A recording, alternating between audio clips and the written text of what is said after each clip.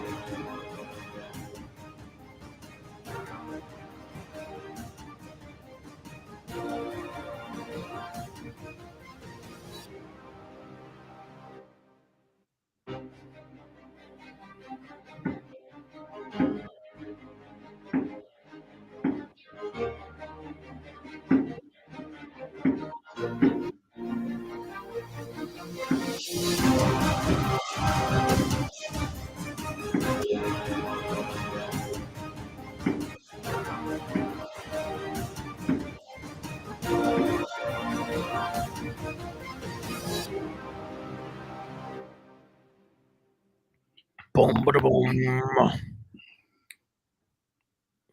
Dave, the Big Play Reflog Show is brought to you by ShackNews.com. Shack News has you covered for all your gaming needs with news, guides, walkthroughs, and reviews like this week's featured article previewing an all-new throwback adventure game, Sunday Gold.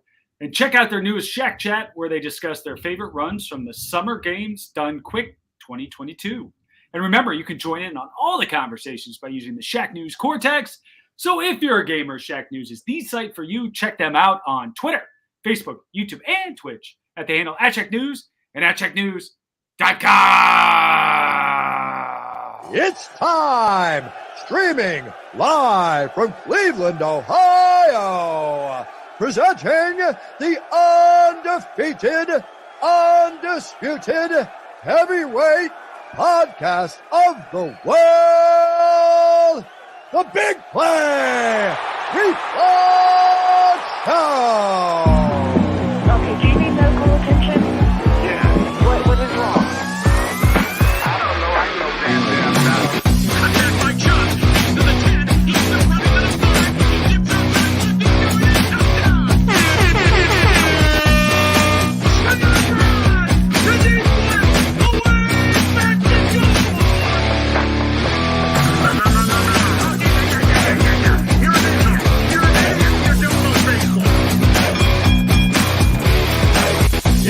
It's time! The Big Play Reflog Show.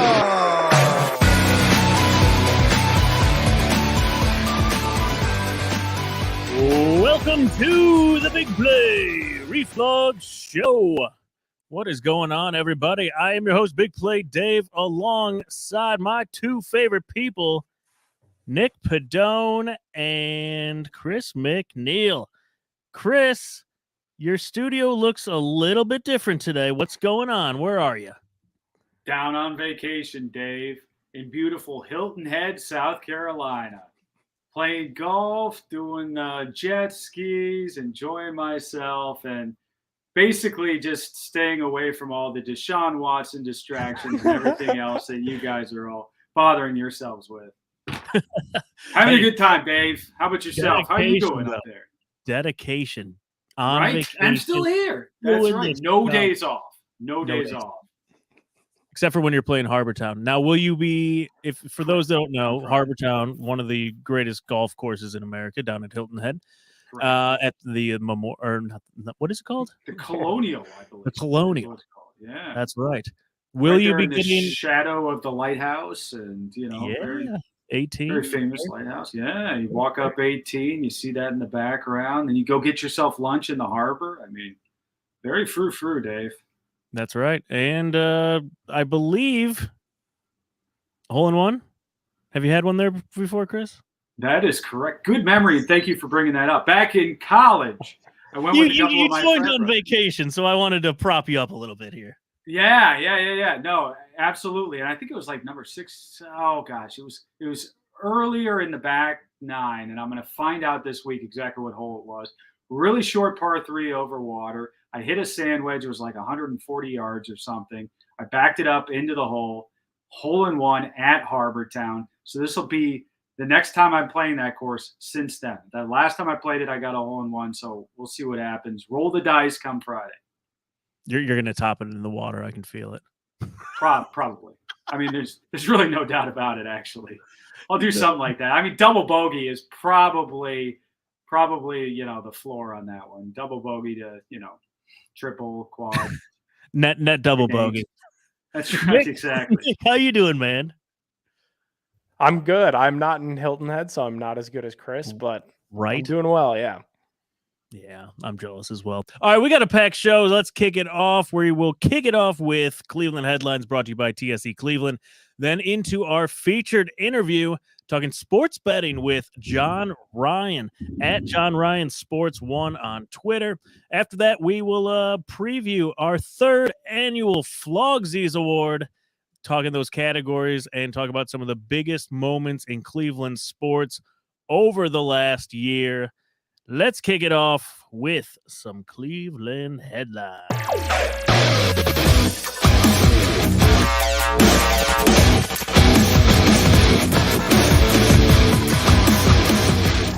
Cleveland headlines brought to you by our good friends at TSE Cleveland. They have helped us give away a ton of Browns merchandise. So make sure you're following them on Twitter at TSE Cleveland and keep an eye out for those show tweets for weekly giveaways. Follow them. Follow us on Twitter for your chance to win. Gentlemen, the time has finally come. The Cleveland Browns have traded Baker Mayfield to the Carolina Panthers for a conditional 2024 draft pick. Browns are either going to get a 4th or a 5th back in 24. Chris, thoughts on the end of Baker in Cleveland? It needed to happen, right? Yes. It had to happen. You had to move on. Finally, we get some closure there with Baker. We can move on now with hopefully Deshaun Watson, and we'll see what the league comes back with here in the next week and a half on him.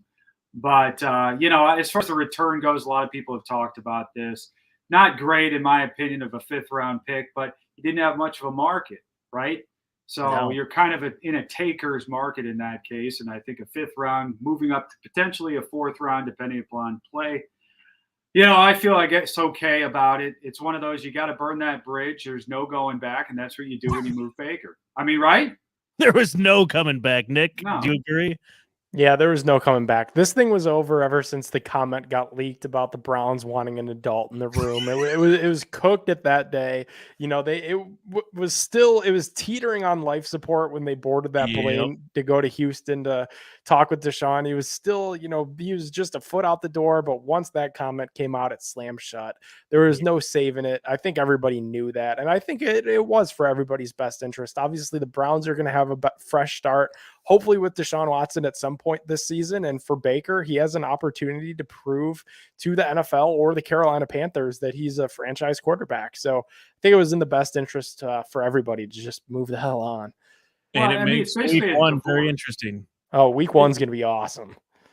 It's basically a divorce, right? I mean, you had both sides. You had animosity on both sides. You knew there was no going back. Us as fans are kind of the kids looking at mommy, daddy fighting more or less. And what happens at the end, right? You part and everybody ends up paying money. Baker ended up giving back some money, right? The Browns gave back some money. And, hey, Carolina picked up very little money. So, I mean, money was spent and relationships fell apart. And it's just your classic divorce. And this time you see it in the football arena. Right? Well put. Yes, no kidding. Oh man. Yeah, and week 1, man, is a little bit spicier now. That should be very interesting to see what happens there as we head on the road to Carolina. Yeah. A lot of Baker jerseys. This is the first family reunion since the divorce, right? And it comes week 1. Week 1. All of a sudden it becomes very awkward and everybody doesn't know exactly what to do. Me as a Browns fan, first and foremost, wants the Browns to just roll on them, right? Oh, yeah. Myles Garrett just completely destroy him. I know there are some people who are really big Baker fans and want to see him like light us up for some reason. I don't understand that at all, but those are the Sooner fans. Yeah, the Oklahoma. That's basically you gotta what it unfollow is. the Oklahoma They're still fans, around. Chris. They're still You around. saw a lot of those like leave Twitter in mass after this happened. That was one of the first things. But yeah, it's going to be intriguing and it's going to be interesting for the league. All right, so let's move on to our quarterback. Josina Anderson put this out. Post-hearing briefs are due soon this week for Deshaun Watson. This morning, league source said on the timeline for a result, we're still looking at a few weeks before we get a decision. It may or may not be before training camp. Sue Robinson will take her time. July 27th is training camp. It's not that far away. Now, Dave, I know Nick's got an educated take on this. I'll just tell you my uneducated take, and that is I am sick of hearing about it, right? Yeah. Everybody's trying to read tea leaves and say what's going to happen, and then they're trying to all play like they're lawyers and give you kind of a brief of here's the way things lawyers, work. doctors. And it's just I'm getting so sick of it. Thank God I'm down here in Hilton Head, and I don't have to be in the middle of it. I'm getting all the information that I am getting is all crap anyway. So, Nick, if you could kind of break it down for me, just put it in a nutshell. Where do you think we're really at right now? When do you think we're going to hear something from the league? You said the stuff that you got is full of crap. Are the DM insiders at it, Chris? With I feel like nothing good. Wow. I've got nothing good. And that's upsetting. At this point, I should have a few leaks, Nick, and I don't. So it's a good thing I'm out here. Nothing of substance in the reflog inbox. No, I mean, that's right. Yeah, like I don't know. I mean, I'm just like everybody else. Like I'm seeing this stuff. I really don't think a decision is going to come this week. I initially thought that it could, and maybe it still can, probably later in the week. I am told that they're going to get these briefs in sooner rather than later. So they do have the entire week, but they're probably coming in like tomorrow. So Sue L. Robinson, she will have the opportunity to review those, and all the reports that indicate that she is going to take her time and review them in depth, as she should. And then it all comes down to percentages. So I was reading something that if there's 51% of no guilt, then she's probably going to put in a very low threshold for game suspended for Deshaun Watson. But if in the inverse, if she does think he's guilty, then it could be a heftier suspension. We'll see. And then, you have to factor in the appeal process too. And I think that's where a lot of fans get like Chris, where they're like, I just want this all to be over. I'm done. And especially because football? Because the league said that they wanted this settled by training camp. So now that the possibility that this might not be settled by training camp, it's just not a good look. And I think they want it settled too. And I do think that's the way that this happens the soonest. If the NFL and their, prosecutors, if you want to call them that, go against Deshaun Watson, put him in the room, settle on a certain number of games, call it 6 games, and then cooler heads prevail and he's suspended for 6, and we'll see him after the bye. So I think that's kind of where we stand here. And it's just one big, long game of checkers and chess and waiting process and speculation and Twitter spaces. Well, that's one thing we don't do. So let's go ahead and move on to our Guardians. And we were talking about this, I think, a couple weeks ago. And we're like, okay, is anyone besides Jose Ramirez getting in? We're like, maybe, maybe not. Mandy Bell, friend of the show, tweets it out. Andres Jimenez, Emmanuel Clase, and Jose Ramirez will represent Cleveland at the All-Star game.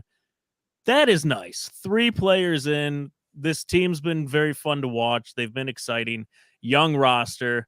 I was really glad to see Jimenez in there. I thought he really deserved it. Clase as well. Obviously, Jose, he was a shoe-in. Any snubs that you guys see that didn't make it? Nolan Jones. Just called up. He's been rolling.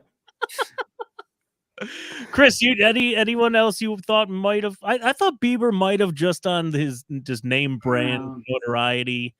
Well, I think with the All-Star game, can't the manager then add some players? Maybe Bieber gets in that way. But reputation, especially as a pitcher, will get you very far in this league when it comes to the All-Star game. So that is a bit of a surprise. But, so much of this team, and we've talked about it so many times, is so young. I don't think nationally it resonates. And certainly if you're going to a popular fan vote, it's not necessarily going to hit Joe's six-pack where they want to vote a lot of Guardians in there. Yeah. And also you couple that with a lot of the players have been up and down, right? Players have been good, and then they've been bad and gone through the rough points, as young guys do. So, hey, I'm good with it. I was thinking it was going to be Jose Ramirez, maybe a nothing. I was really hoping for Jimenez, and then you get Clase in there to round it out. I feel good about that, Dave, Yeah. For as much as an exhibition as I care about an exhibition, ultimately, I think that's good to have 3 in there, right? Nick, should they invite Naylor just to be a hype man at the All-Star game? Dude, I think it would be awesome. Remember what The Rock did at the Super Bowl where the microphone came down before? He was like, it's time, and just gets everybody like cranked up. That they should just do that with Josh Naylor and give him a helmet and let him throw it off and just go crazy. I think it's telling too, guys, that the return from the Francisco Lindor trade and the Corey Kluber trade are in the All-Star game, and Francisco Lindor and Corey Kluber are not. Wild.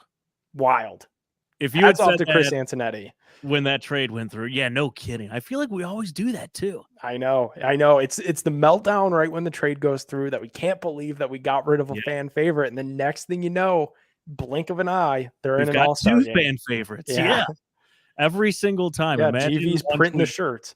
Yes, they are. That's a great one. If you didn't see the Class A one, go get that one at GV Art.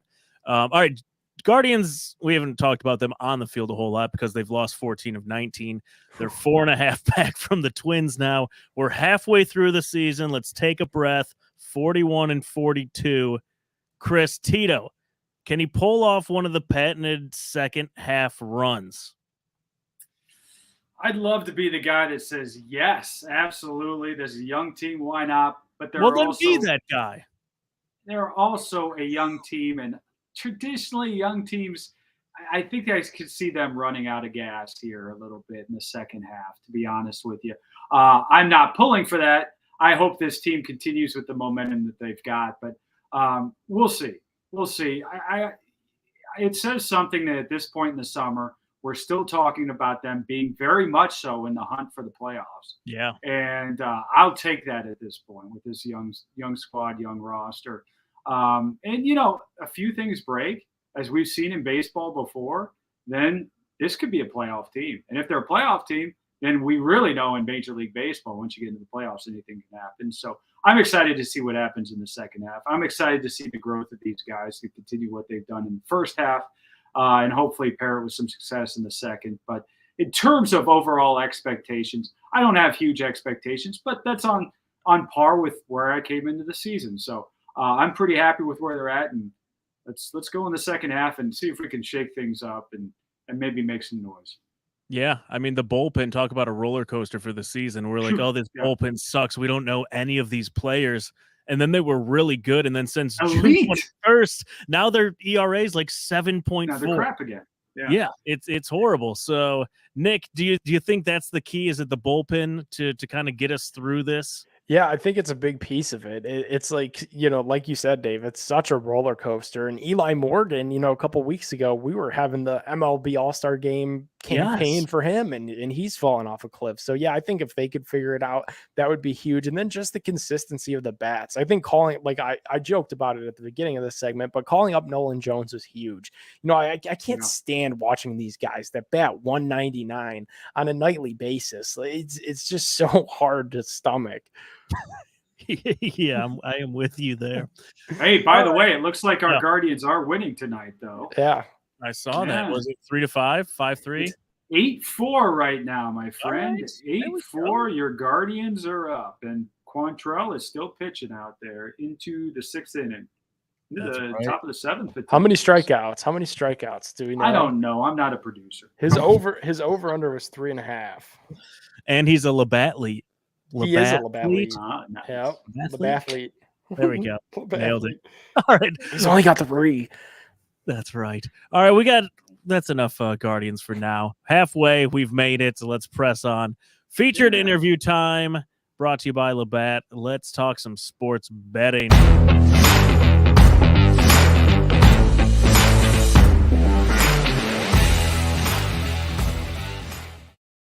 All right, today on the Labatt Blue Line, we have veteran sports bettor from sportsmemo.com, John Ryan, joining the show. John, welcome to the Big Play Reflux Show, my friend. How are you? Oh, thanks for having me. It's great to be on the show here, making my debut with you guys and talking some Guardians. That was pretty good stuff, I heard.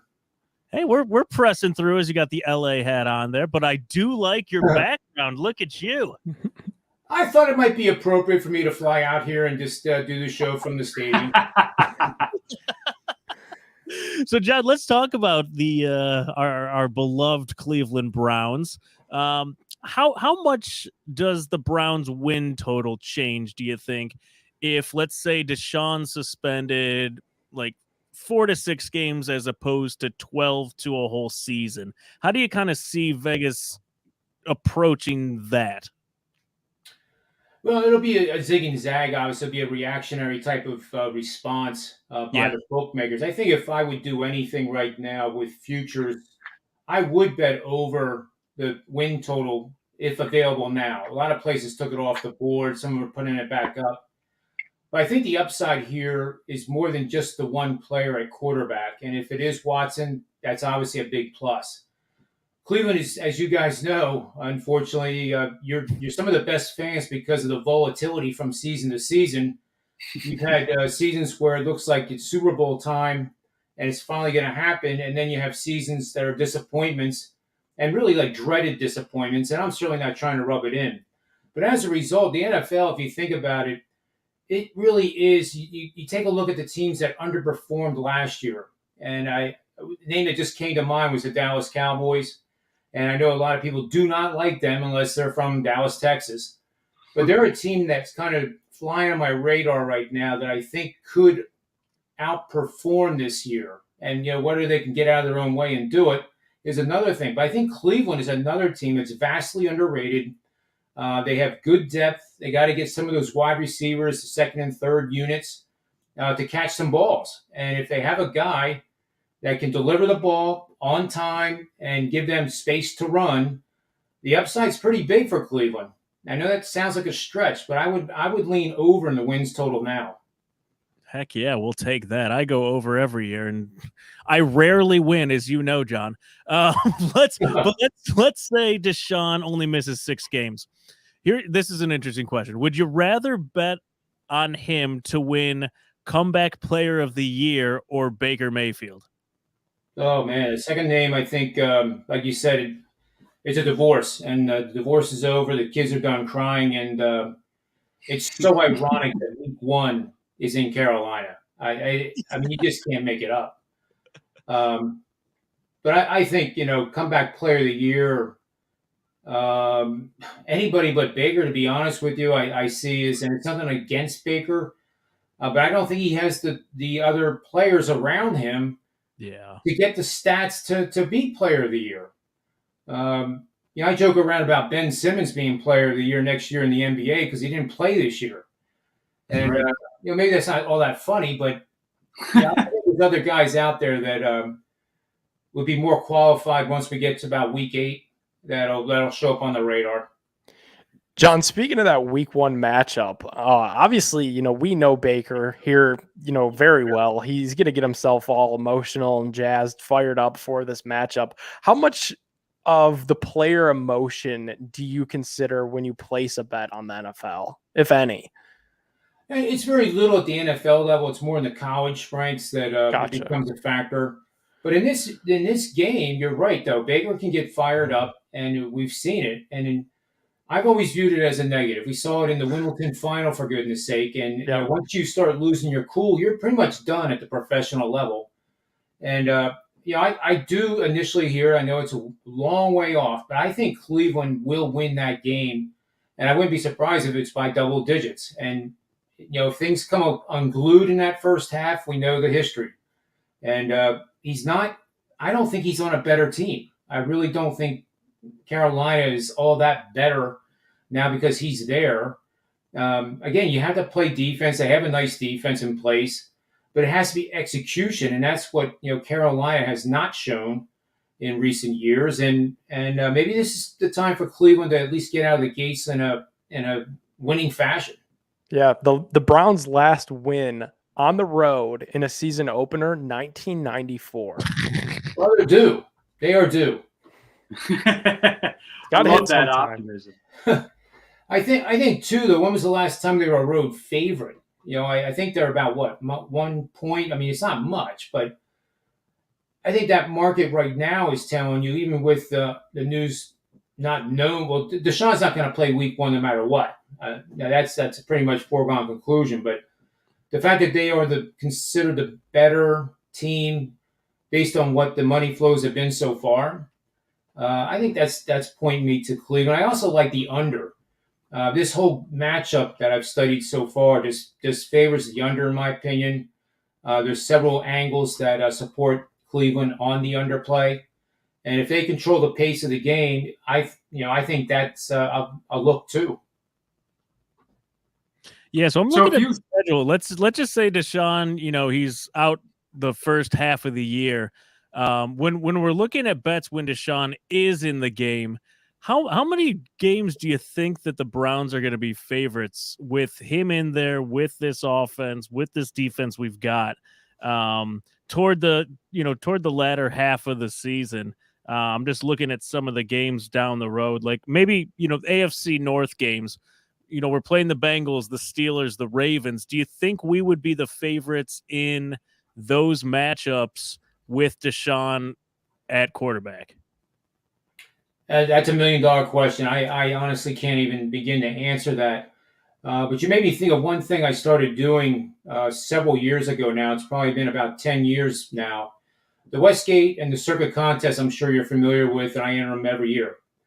What I found to be a useful tool is that we have all the lines and totals right now for all 17 weeks. And what happens is, you have injuries, you have player adjustments, quarterback changes, what have you. And suddenly a team that might be favored by 3 points is suddenly in week 12 favored by 9. And what I've found is that in my Circa entries and the Westgate, I will fade that. And last year, it was pretty close to 70% against the spread, believe it or not. I certainly don't expect that to repeat back-to-back years, but in any given year, it has done well, anywhere north of 57%, which realistically is a very good year. You hit 57% in the NFL or college football, you're doing exceptionally well. It's these clowns that say they're hitting 75% against the number. Sure, I have runs like that, but to say that I've had more than one season approaching 70%, I haven't.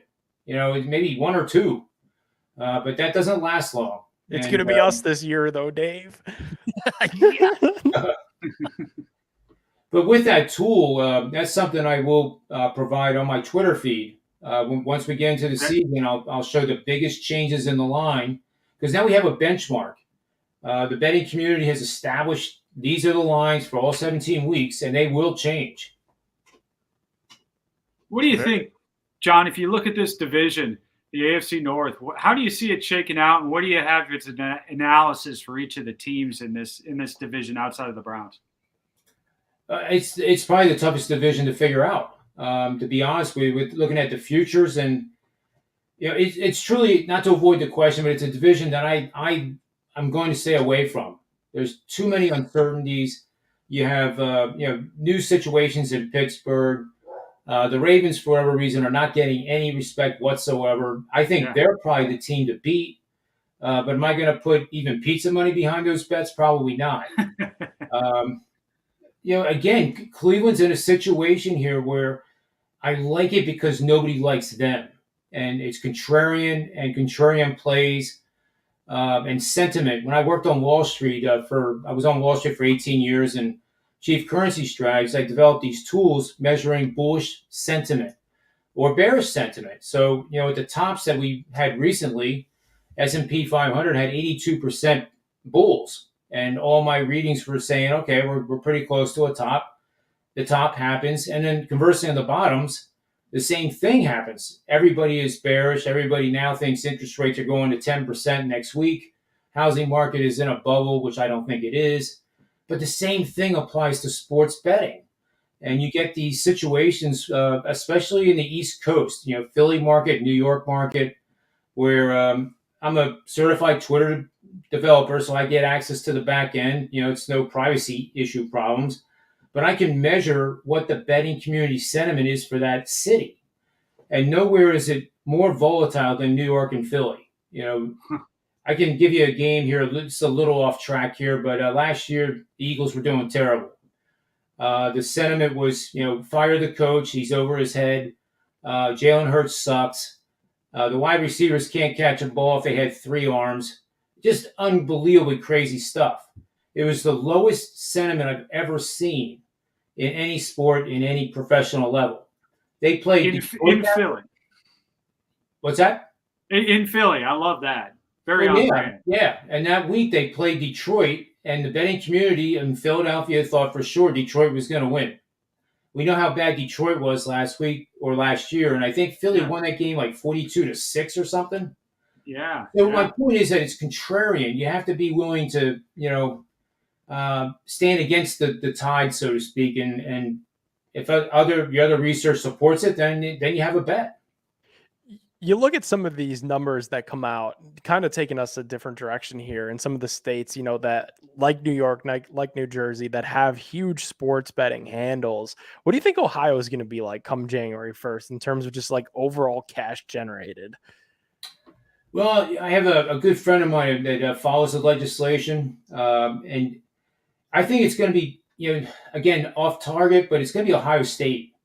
Those fans, I think, cannot wait they will bet Ohio State every single game, no matter what. Sure. Especially tailgating at in Columbus, it'll be spectacular, and I think that's where you're going to see the biggest volume, according to my buddy. But at the same time, I think Ohio citizens want this passed, and why the legislation didn't get done before football season is mind blowing. The coffers need to be filled at the state level. They could use the revenues. We've seen the revenues produced by New York, New Jersey, other states. And for the life of me, I don't know why it didn't get done. And I guess now you guys are looking at like February or March even. So that part of it is a shame. But once it gets done, I think people are going to enjoy it. They're going to take advantage of it and hopefully have some fun. So, John, as we get to legalized gambling here, I know that here in Cleveland, there's a bunch of people who are going to want to bet on the Browns every single week. Any advice for people in Cleveland or in Ohio that haven't gambled yet for our Browns? Any advice you can give them on betting the Browns each week? Well, I mean, if you do that, you're realistically looking at a little bit over 500, a little bit below 500. At the NFL level, rarely does a team go 12-5 against the spread. And if they do, there's a very high propensity that they're going to underperform the following year. So any of the teams this past year that were, won 10 or more games against the spread, you don't want to bet those guys every single week. It's just the way the market works. It's a league of parity. There's really, there's bad teams and there's good teams, but when you really get down to it, there's not that much separation between the teams. And as the movie goes, any given Sunday, we see some, dramatic upsets. Even the Jets, a couple of years ago, I'll never forget it because it involved the Circa final. And the Jets were, plus 14.5 at home and upset Seattle outright. And again, the world was on Seattle. Nobody gave the Jets a chance. And that's an extreme example. But betting Cleveland every week, I think I'd be more inclined to bet Cleveland at home off of a divisional loss. I think that makes a lot more sense to me. Okay. I don't think Cleveland's the type of team that's going to lose like 3 or 4 or 5 in a row to the spread. But if I'm right on this wins total, they're more likely to have a streak of 3 or 4 wins in consecutive weeks. So if you get them off a loss, they win, then go again the next week and see how it goes. Heck yeah, we are more than ready here in Cleveland. So, John, I appreciate the time. Everyone go follow him on Twitter at John Ryan Sports 1. John, anything else you want to plug? Hey, before we get to that, one more question for you. You touched on college football. I'm interested. I'm down here in the Columbus area. Everybody's excited about the Buckeyes. You got C.J. Stroud coming back. You lose a bunch of wide receivers, then Brian Hartline goes and recruits a bunch of 4-star and 5-star guys. You got a new defensive coach in Columbus. What's your kind of quick synopsis on the Buckeyes and what their national championship hopes look like for this particular year? Well, they're huge. Obviously, they're huge. I think this could be the best team they've ever had. And I said that last year about them. And they had, a couple games that they just, clunkers. They didn't get out of the gate well, and then they ended up losing those games. But this year, as you said, with the quarterback coming back, and he's unbelievable, to say the least, and you know it firsthand. Yeah. I don't see anybody in the Big Ten capable of upsetting them at all. And with the exception of maybe Penn State, they're a team that has really done well in the recruiting landscape with Franklin. And I don't think Franklin gets the due the credit that he deserves, because he's in the shadow of Ohio State. He's in the shadow of well, maybe not Michigan anymore, because Harbaugh hasn't exactly lit the world on fire there, and he hasn't beaten you guys ever. Right, but he got us still has last a job there. Yeah, got us last year. Oh, that's right. That is right. Got us last year. Yeah, I like to forget it too. That's okay, John. You can always on these airways, you can forget that game ever happened. I have no problem with that. I'm not a real Harbaugh lover. I guess it's pretty obvious. But I don't think, other than them beating themselves, I think Ohio State gets there and gets to the championship game. And, I mean, who else is it going to be against other than probably Alabama? And you look at the recruiting that both programs have done for next year already, it's light years ahead of everybody else. Yeah. And they're separating themselves. What I found interesting, too, and I know you guys have to get going here probably, is this move by USC and UCLA that caught everybody off guard. Nobody saw that coming, even including the commissioner of the Pac-12. And how ridiculous is that if you're not managing your conference that well, that you're not trying to keep your two best brands in the conference? But now I think it forces the hand of Notre Dame. They're not going to go to the ACC. I hear Florida State is like literally in the SEC. And, of course, North Carolina. It's unfortunate with North Carolina because that would kind of wreck the Duke-North Carolina basketball rivalry that we all love. Yeah. But then where's Notre Dame going to go? The 2025 season, I think, is the end of the CFP. They're going to have new rules. And if Notre Dame is not able to win a conference championship, how do they get anywhere close to being in that Final Four? I think it forces their hands to go to the Big Ten, but then you have 17 schools, and how does that schedule work? The whole thing's a mystery to me. Yeah, Rutgers getting sent back down to the MAC. Goodbye, Rutgers. Yeah, so you're not good enough to be in this conference anymore. But That's right. the MAC's looking for a team like you. Yeah, John. One more. Do you bet any golf? I do. I heard you Okay, talking about Hilton Head too. That's cool stuff. Yeah, so Chris down there playing Harbortown this week. We've got the Open Championship coming up this weekend. Who do you like in that? And will my guy Will Zalatoris? He's the one I always bet on. Will he win at some upcoming event? Because he's getting very, very close. Yeah, he's a great player. Needless to say, the big names. McElroy's playing very well. Xander Schauffele now is right there, as coming off the win in the Scottish Open. I'll tell you what I do, and you guys might find this interesting. I run a little machine learning program, and it identifies anywhere from 18 to 24 golfers on any given week, and I focus on the majors. So within that pool, I give it to my clients, and I've been putting it out on Twitter recently, the last couple of years, and people can do what they want with it. And sometimes guys will pick 6 of those golfers that are among the 24, and lo and behold, they win like $5,000. And unfortunately, I haven't won more than $5,000. Maybe one time I did, but it's all for fun. And a lot of times you get names off of this model of mine that I actually haven't heard, and I have to go research it just to make sure that the guy's in the event, because I don't recognize the names. And now with the tour being as deep as it is, there are a lot of names out there that you have to look up and say, where did this guy come from? Who the heck is this? And it just makes the tour that much more fun and enjoyable. And the 54 tour, as I call it, I don't know what's going to ever happen with that, but as long as they let those guys continue to play in the majors, that's the best result possible, because then you have the best field that is available, that is not injured, and you get the best tournament then too. And this is St. Andrews. Yeah. Absolutely. All right, I'm going to check that out. That sounds fun. Yeah, maybe we should do. We'll do a lineup, and then see how we do. We can laugh at my lineup when two of the guys don't make the cut. I actually did have a lineup in the U.S. Open. I had all 6 guys get through. First time ever, a lineup of 6 getting through the cut did not cash. Can you believe that? I'm kind of proud of it. Yeah, I was going to say you got to put that one on a plaque and hang it on your wall. Yeah, crazy. That is. Well, John, we greatly appreciate the time. We'd love to have you back sometime. And Absolutely. follow on Twitter. Thank you very much for having me, and have a good night. Enjoy the rest of your week. All right, John. Thanks, you John. too. You bet. Thank you. All right. Good stuff out of John. That was different. Yeah, that was good. Chris got a little golf in there.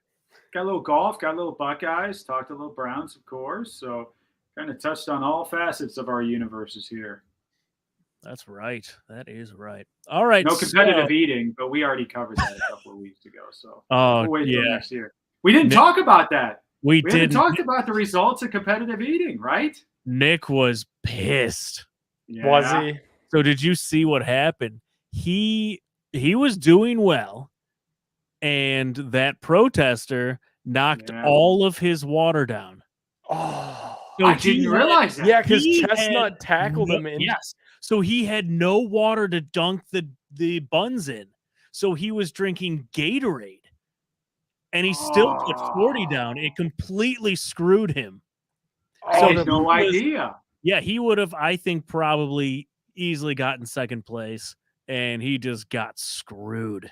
And he basically eked out a third, didn't he? Is that how it turned out? Yeah, I think it so was he like got a tie, fourth. and he had it by the tie or so. Yeah, I think he finished fourth officially. Oh, it was fourth. Okay. Yeah, behind the new the one of the I think he was a rookie. He talked about it on the show.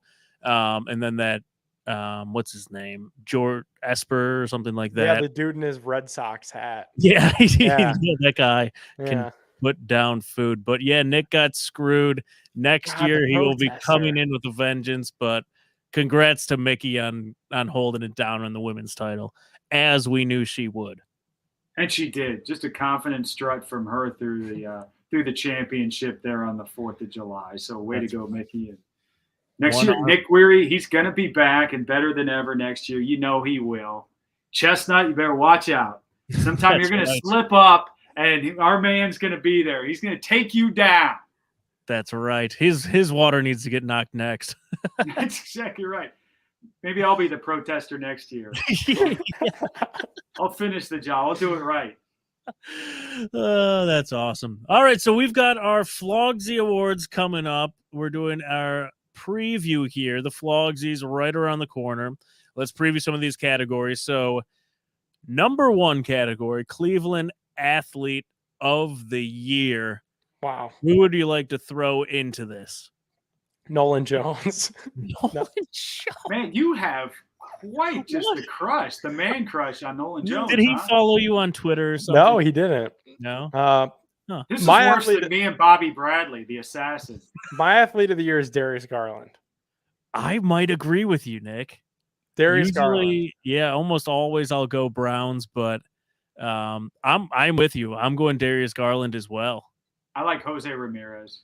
Yeah, I know that he's kind of fallen off, but he's still the spark plug for this entire team. He's the veteran presence, and I really credit him with a lot of the success we've had in the first half. I know you want to credit Tito, and rightfully so, but I think the heart and soul of this team ultimately is Jose Ramirez, and he went and signed that deal, boys. Big discount, yeah. And we were worried. Yeah, took a discount. That's nice. It was also big money for our club. We know we don't have a whole lot of dollars. We were worried about spending them, at least initially. Looking good, and hopefully he can pick it up once again. But I've been really happy with the first half as you look at it overall with Jose. Yeah, I mean, we talked about it earlier in the year. we would have 30% less RBIs without Jose Ramirez. So The percentage of the team that he is just more than any other player in this town. ever. It's crazy though, Yeah. like the way that we do this with the Twitter polls, like that putting Nick Chubb, Miles Garrett up there, like they're gonna steal the show. Yes. I don't know. I think I if think so too. If it's I was gonna betting be- on it, yeah, Yeah. if it's going to be a year where a Cleveland Browns player doesn't win it, I think Darius and Jose have put up enough numbers to make it happen. But I don't know. We'll see. All right. So Rookie of the Year, number 2 award.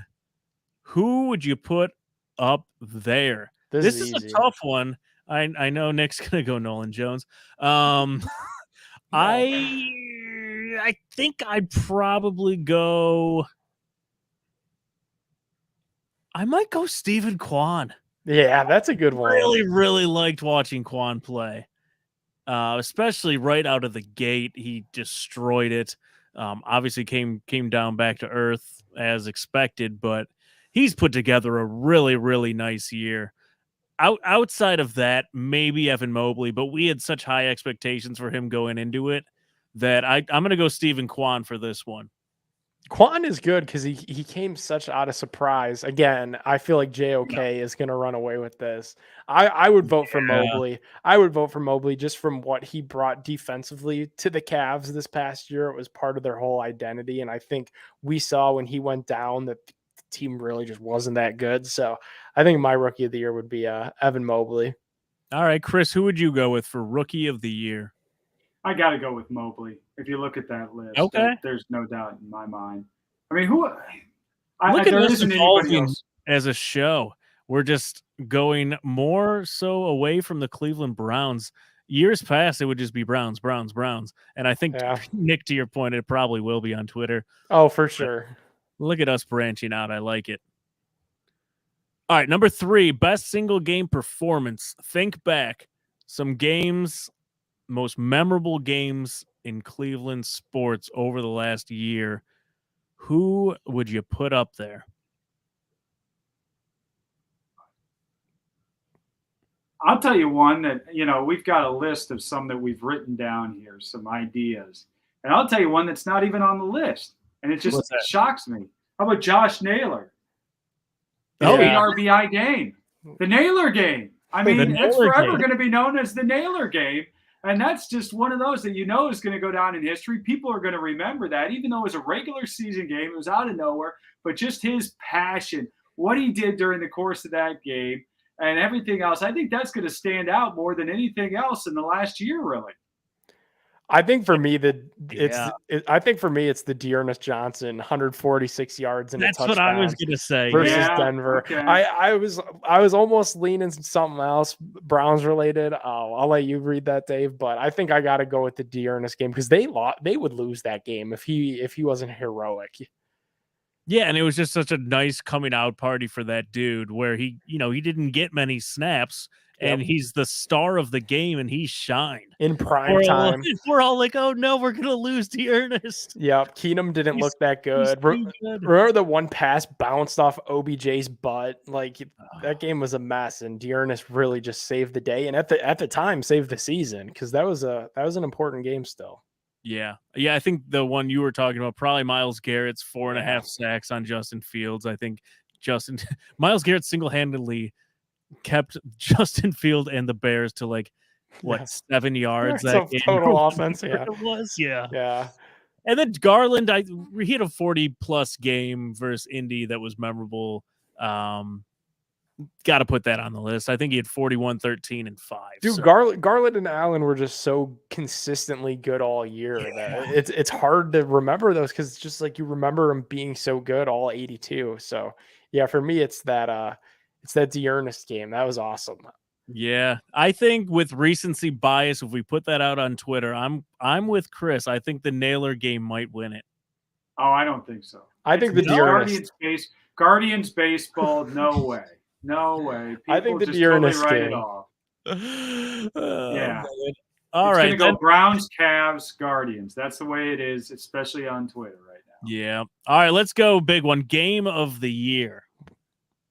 There have been quite a few.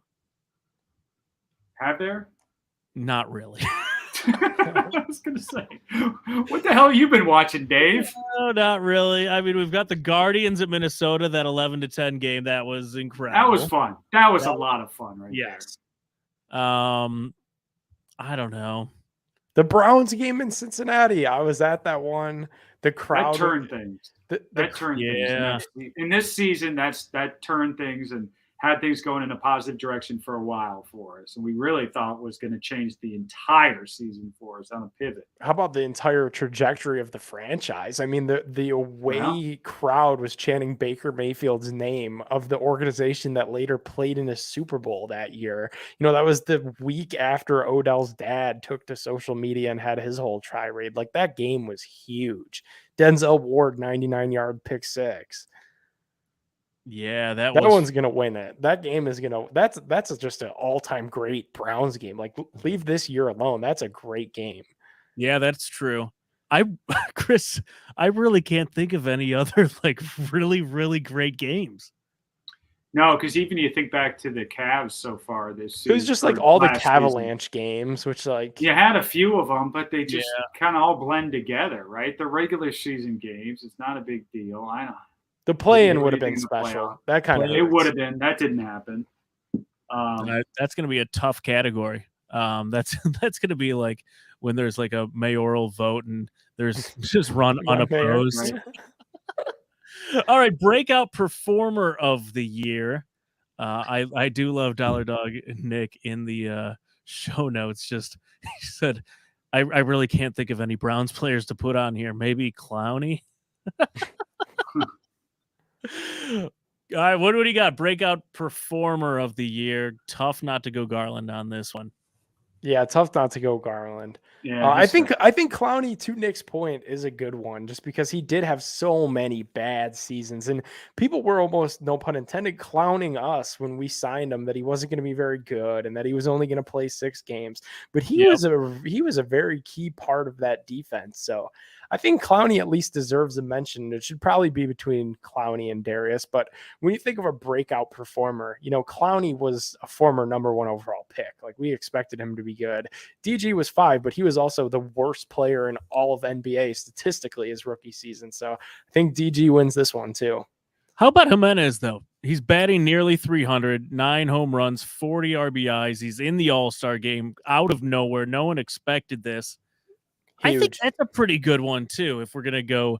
I know we can't go Guardians too much here, but that's a pretty good one, too. It is, yeah. He's an all-star, and he's what we got back for Lindor, and people were kind of looking at that return at the time like, oh, we got the poo-poo platter, and we just got Lindor off our books was the real reason behind that trade. But, yeah, Jimenez deserves some looks for sure. I'm curious to see how the poll on this one shakes out between Jadeveon, Darius, and Jimenez. It's three very good options. I think if you put Jimenez and then in parentheses Lindor's replacement, I think that yes, excuse it. Yeah, completely agree. We'll have to make sure to put that in the notes. Okay. Chris, any other person you can think of in that category? No. I'll also place my vote for Jimenez though, because I really think was something that was unexpected. Also something that he doesn't resonate nationally, but still made the All-Star team. And the significance of him being the replacement for Lindor, I mean, that is absolutely huge. That it is. All right, we got one more category, I believe, here. My favorite category. Nick's favorite category every year. We always have a long list to put on it. The boneheaded move of the year. Nick, who do you like for this one? I like Baker Mayfield tackling Justin Reed like he was a linebacker. Oh, the end of everything. That's the boneheaded move of the year. It's gotta be. Can't really argue that. It's gotta be. Maybe Clowney getting flagged for throwing a shoe. How about a good one would be the Pacers GM for sending us Karis LeVert for nothing? Because we got the first round pick that we spent on Ochai. Right? We got Ricky Rubio back, and we got Karis for free. Yeah, that's pretty good. That's pretty good. Chris, any that you would like to throw in here for the boneheaded play of the year? One, Dave, that I don't think gets enough run and didn't get enough run at the time. It seems like I almost forgotten about it. Is Clowney getting flagged for throwing the shoe? Yeah. I mean, nobody really talks about that, but that was just one of those really odd moments in the season, in a season that, it's the Browns, so it's filled with odd moments. But that one didn't really resonate as much as other ones. And I just think that that's just so wild that a player would do something like that, kind of change the course of that game and get flagged for it. And people don't really bring that up. And, it's kind of been largely forgotten. But that for me, gets my vote for boneheaded play of the year. Okay. We love Miles, but you know what was another boneheaded one was after that loss to Pittsburgh, and that was the week that everything unraveled. He did the press conference in the cave. Yeah, that was weird. That was a tough look. That was bad. How about, I know you guys always flame me for bringing this up, but when Stefanski had too many men on the field, called the timeout, and then there was still too many men on the yeah. No, it was more than that. It was like 3 times. Dude, that one broke me. I thought he was going to get fired right then and there. That one broke me. I think if we put that in the Twitter poll, I will vote for that one. Yeah, that one was that was a when was TV that? for sure. That was against Baltimore. I forgot about that. Yeah, and I remember it was just all at bad. the screen and being like, What are you doing? He called a timeout and then they threw penalty flags again, and they were like, too many men on the field. I'm like, oh my God. I thought this guy went to an Ivy League school. Count the players. I have blacked out almost all of that from my memory. Isn't that wild? Yeah, because that was another thing. Boy, that was huge. That had to happen over and over. And what a nightmare. I hope this season is different, fellas. How about signing a kicker named Fluid? Yeah. There were so many. The year that we started doing this was 2019 with Freddie Kitchens. That bonehead of the year was so fun. With the clown shoes, with the watch, with the wearing the pounds of marijuana, 300 pounds of marijuana, the Pittsburgh started it shirt, the helmet swing in itself. We're improving. We're improving. Good times. Yeah, we're cutting back a little, but something tells me that this award will never be without content. No, the ever running award in Cleveland. How about walking around naked by a school, Malik McDowell? Nobody talks about that. All right, I'm done. I did not remember that one, Nick. Wow. All right, let's just end it on that. All right, thanks for tuning in to the Big Play Reflog Show, live every Monday, 9 p.m. We will see you next week. Huge shout out, Shaq News. Go check them out on Twitch. Subscribe, support their shows out there. If you like video games, go check out shacknews.com for all of the reviews and walkthroughs and guides. Go drink some Labatt Blues, some Labatt Blue Lights, some seltzers, some flavored Pilsners. They've got it all. And go get some GV Art shirts like this Cleveland Masters shirt. They got a bunch of new ones. The Class A shirt is looking fantastic. They just released that. And go get some signed TSE gear as well. The Baker Mayfield stuff is on discount. We will see you next Monday night, 9 p.m. Have a good week. It's time! Streaming live from Cleveland, Ohio! Presenting the undefeated, undisputed heavyweight podcast of the world, the Big Play Reflog Show!